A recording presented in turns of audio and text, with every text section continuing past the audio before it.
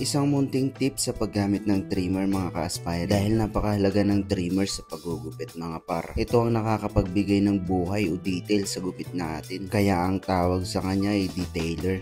Sa paggamit ng trimmer mga bro, gamitin yung middle finger nyo para i-touch yung skin ni client para makontrol din natin yung motion at hindi magiba ang direksyon ng paggawa natin ng mga outlines. At huwag kang mahihiyang tupiin ng tenga kung sakaling nakakaharang ito, at huwag kang gagawa ng pushback hanggat maaari dahil pangit ito pag tumutubo na. Pero may talagang iilan na ulo na kailangan mo talaga mag-pushback bro. Pero wag naman sa lahat dahil isa yan sa mga rason nila kung bakit hindi sila bumabalik sa barbero. At sa paggamit ng mga gantong klaseng equipment dahil sobrang talas nito, hindi naman pabilisan ang laban dito mga bro, yung sakto lang.